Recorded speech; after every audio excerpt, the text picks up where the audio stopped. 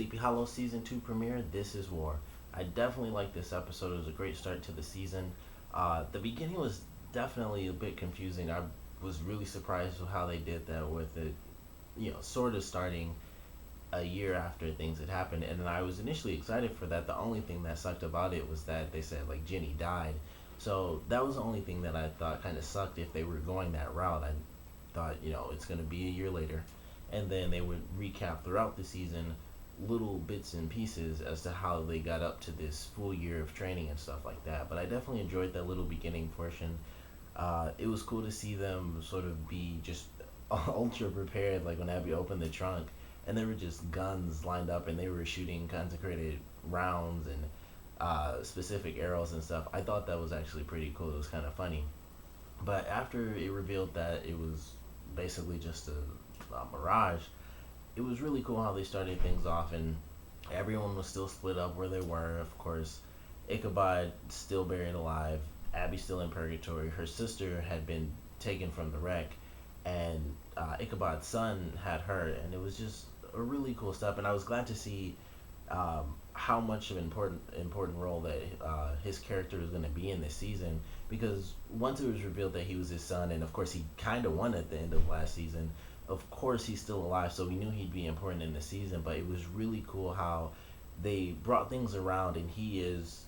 I believe he's the third one we've gotten to see. I believe we got to see Pestilence before, and that was sort of just them dealing with the Roanoke colony thing, and that was really cool. But at the end of this episode, War is gonna kind of be in the forefront, and it won't really be the Horseman himself, but sort of a proxy for War. So that was really cool at the end, where he got like his sort of soul armor that he can control, and the blade lit on fire and stuff. So it looked really cool. I enjoyed that, and it's like he's their new big threat as far as the Horsemen go.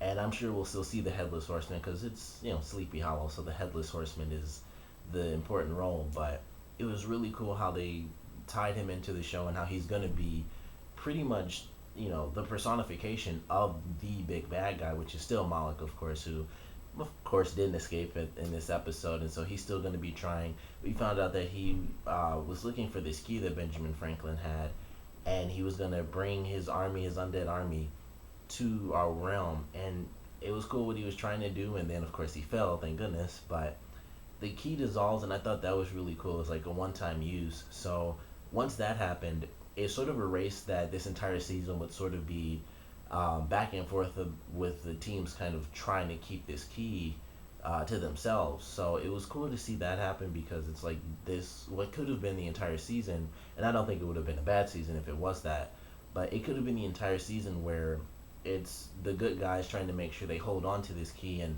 every once in a while something would happen where they would lose it, or maybe like a third faction randomly would come in, and that's how the season would go.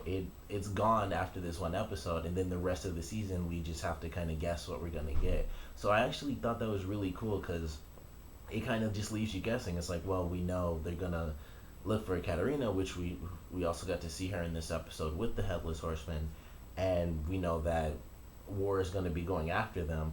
But it just leaves up to our imagination. What random plans are they gonna come up with, or what random plans are the good guys gonna have to fight against? So that was really cool.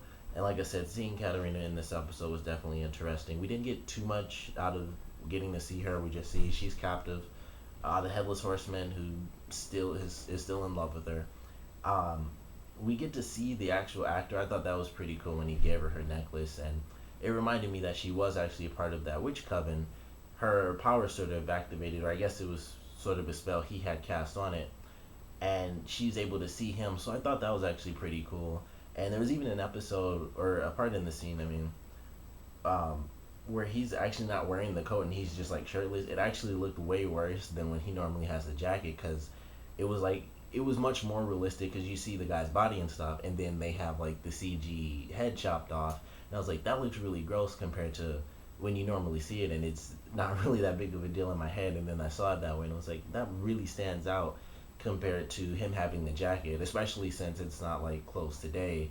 So the collar kind of just goes straight up to where the head's cut off, and it's like perfectly even. That was just neck and then nothing. So that was an interesting little scene they had in the episode that just stood out to me. It had no real importance to it, but it just really caught my attention. It was a different way to actually see the Headless Horseman. But I definitely enjoyed this episode.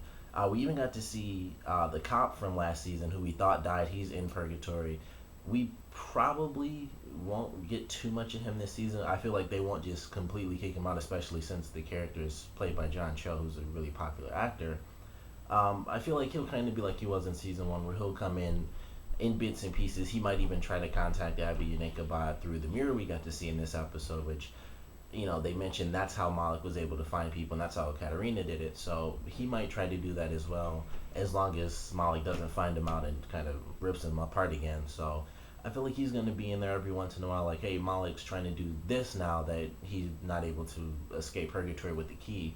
So he's bound by the rules still. He can't just let everyone out that he wants to, and he has to trade places with someone still. So I feel like he'll be in there as kind of like their inside man inside of purgatory. So I'm excited to see how that plays out. But overall, I thought it was a pretty great episode. The action in it was actually pretty cool too. Abbie's sister, Jenny, she was really cool in this episode. She escaped her captors. Ichabod actually drove a car, or I guess an ambulance truck in this episode. And I love the scene where they were trying to back out and he didn't know how. And she like almost jumped out of the car and was just shooting at the guys. I thought it looked pretty cool. It was like a very minor thing. They weren't focusing on the action, but it looked really cool how she did that. And she actually got a guy when she did it. But it was pretty sweet. And like they had the little scene with Ichabod and I guess the fake Ichabod. And I also loved how that played out where the fake Ichabod said lieutenant instead of lieutenant. So that was really cool too. But I thought it was a great season premiere. I'm really excited for next week's episode where they kind of have their own anti-horsemen to go up against war, as well as the Headless Horseman. So I'm really excited to see how that plays out. But comment below, let me know what you guys thought about this season premiere, your favorite parts, your least favorite parts, and are you guys looking forward to season 2? Do you think this was a really good startup for the second season of the show? Comment below, let me know, and thanks for watching.